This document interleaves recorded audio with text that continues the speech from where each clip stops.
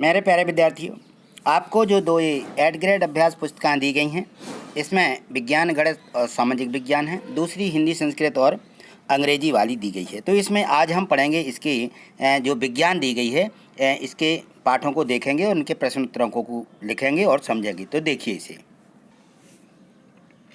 तो देखिए इसे पाठ 4 दिया गया है, वस्तुओं के समूह बनाना। जो वस्तुएं रहती हैं उनके समूह कैसे बनाए जाते हैं, ये इसके पहले वाले जो पाठ हैं इसकी वीडियो मैंने यूट्यूब पर अपलोड कर दी हैं, उसे आप जो है इसी चैनल पर जा कर के देख सकते हैं। तो इसके सबसे पहले देखिए अति लघुत्तरीय प्रश्न। ये हमें दिया है कि हमें पदार्थों को समूह में रखने की आवश्यकता क्यों पड़ती है। जब कोई पदार्थ रहते हैं तो हमें एक उनका अलग समूह बना के रखना पड़ता है। तो देखिए इसका उत्तर होगा कि पदार्थों कुछ समूह में बांटकर उनके गुणों का अध्ययन तथा इन गुणों में किन्हीं भी पैटर्न का आकलन करना सुविधाजनक बन जाता है, इसलिए हम इनको समूहों में रखते हैं। ठीक, अगला प्रश्न देखें। प्रश्न क्रमांक 2 दिया है कि दुकान में रखी बोतलें कांच के पदार्थ से क्यों बनाए जाते हैं। दुकान में रखी बोतलें जो होती हैं, तो दुकान में रखी बोतल कांच के पदार्थ से इसलिए बनाई जाती हैं ताकि इस डिब्बे में रखी वस्तु आसानी से उपभोक्ता को दिख सके, क्योंकि उसमें जो पदार्थ भरा रहता है वो दिखने लगता है। ठीक, अगला प्रश्न देखिए। प्रश्न क्रमांक 4 दिया है कि समान पदार्थ से मिलकर बनी विभिन्न प्रकार की वस्तुओं की सूची बनाइए। तो यहाँ देखिए सूची दी गई है, इसमें पदार्थ दिए गए, इन पदार्थों से मिलकर ये यहाँ बनी वस्तुएं हैं। तो लकड़ी से क्या क्या बनता है। लकड़ी से कुर्सी, मेज, हल, बैलगाड़ी ये बनती हैं। कागज से पुस्तकें, कापी और समाचार पत्र ये सब बनते हैं। चमड़ा से बेल्ट, जूते, चप्पल, पर्स ये भी लिख सकते हो। प्लास्टिक से खिलौने और डिब्बे। रुई से क्या बनती है, तकिया, गद्दा है ना, हमारे जो पल्ली रहती हैं ये उससे बनाई जाती हैं। ठीक, अगला प्रश्न देखें। प्रश्न क्रमांक 5 दिया गया है कि इसमें कठोर या कोमल पदार्थ की पहचान किस प्रकार की जा सकती है। कौन सा कठोर है, कौन सा कोमल है। तो जब हम किसी पदार्थ को अपने हाथों से दबाते हैं तो जो पदार्थ आसानी से संपीड़ित हो जाते हैं वे पदार्थ कोमल होते हैं, जबकि जिन्हें संपीड़ित नहीं किया जा सकता है तो वे पदार्थ कठोर होते हैं। तो इस प्रकार से हम इनकी पहचान कर सकते हैं। ठीक, अगला प्रश्न देखिए। यहाँ देखिए प्रश्न क्रमांक 6 दिया है कि चमकदार द्युतिवान पदार्थ किस प्रकार अपनी चमक खो देते हैं। चमकदार पदार्थों के नाम लिखिए। तो चमकदार पदार्थ वायु तथा नमी की क्रियाओं द्वारा कई बार अपनी चमक खो देते हैं, जैसे लोहा, तांबा, एल्युमिनियम, सोना आदि चमकदार पदार्थ, इनके ये उदाहरण दिए गए हैं। ठीक, अगला प्रश्न देखिए। प्रश्न क्रमांक 7 दिया है कि निम्नलिखित द्रव जल में पूर्ण रूप से मिश्रित होते हैं या नहीं, जैसे सिरका, नींबू का रस, सरसों का तेल, नारियल का तेल, कैरोसिन। इनको देखना कि पूर्ण रूप से जल में ये विलय कैसे होते हैं। तो सिरका जो होता है पूर्ण रूप से यह मिश्रित हो जाता है जल में। नींबू का रस पूर्ण रूप से जल में मिश्रित हो जाता है। सरसों का तेल मिश्रित नहीं होता, यह ऊपर तैरता रहता है। नारियल का तेल भी मिश्रित नहीं होता है। कैरोसिन मिश्रित नहीं होता है। तो इस प्रकार से हमें ये सभी इनके अलग अलग वर्णन लिखना है। ठीक, अगला प्रश्न देखिए। प्रश्न दिया गया है 8वां, तालिका में दिए गए पदार्थों में से कौन से पदार्थ जल में विलोड़ित करने पर पूर्णतः लुप्त हो जाते हैं तथा कौन से लुप्त नहीं होते हैं।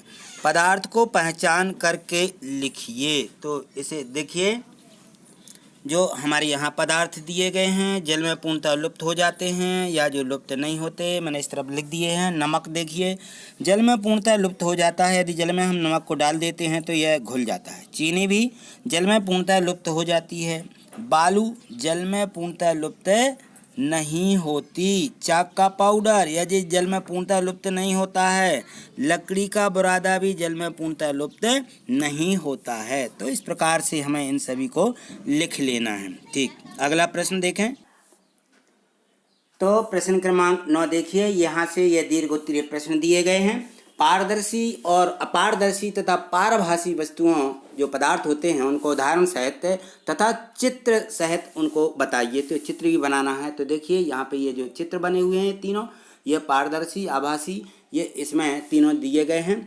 और जो अपारदर्शी है ये अपारदर्शी होता है, ये आभासी होता है, आभास बस होता है इसमें, और इसमें ये हमारा पारदर्शी होता है। तो ये इसमें दिया गया है। तो इसका जो उत्तर है ये देखिए, इसमें मैंने लिखा है कि पारदर्शी ऐसे पदार्थ है जिनके आर पार देखा जा सकता है, जैसे कांच, जल, वायु, इनसे हम आर पार देख सकते हैं।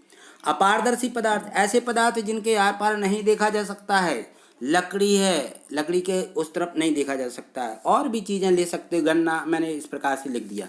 और जो परभासी होते हैं ऐसे पदार्थ है जिनसे होकर वस्तुओं को देख तो सकते हैं परंतु बहुत स्पष्ट रूप से नहीं, उनको हम स्पष्ट नहीं पहचान सकते कि ये क्या है, लेकिन दिखता है कि हाँ कोई एक वस्तु उस तरफ है। जैसे कागज पर लगा तेल, यदि तेल लगा दिया जाता है तो उस तरफ की वस्तु थोड़ी सी आभास होने लगती है। तो हमें इनको लिख लेना है, इनको लिख लीजिए। अगला प्रश्न देखें। तो देखिए प्रश्न क्रमांक 10 दिया गया है कि तालिका में दी गई वस्तुओं को जल में डालकर बताइए कि कौन सी वस्तु जल में तैरती है अथवा कौन सी वस्तु डूब जाती है। तो हमने यहाँ वस्तुओं के नाम लिख दिए हैं और जल में तैरती और जल में डूबने वाली वस्तुएं यहाँ हम लिखेंगे कि लकड़ी, देखिए लकड़ी जल में क्या होती है, ये तैरने लगती है। तांबे का तार जल में डूब जाता है, चाक के टुकड़े जल में डूब जाते हैं, और प्लास्टिक की गोंद ये जल में तैरती रहती है। प्लास्टिक की कोई भी जब हम वस्तु लेते हैं तो ये जो है तैरती रहती है। नारियल का तेल भी जल में तैरता है। कांच जल में डूब जाता है। कागज जल में तैरता है। स्पंज जल में तैरती हैं।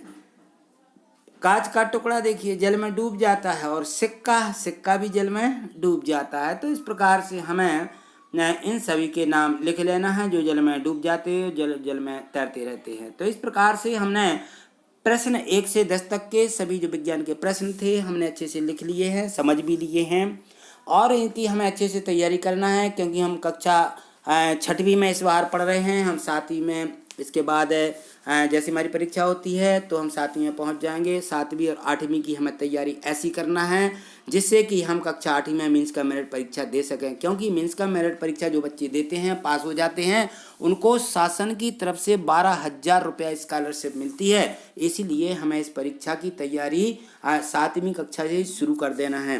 यदि आपने चैनल सब्सक्राइब नहीं किया है तो सब्सक्राइब करके रखिए। सारी वीडियो मैं इसी चैनल पर अपलोड करता रहूँगा। थैंक यू, धन्यवाद।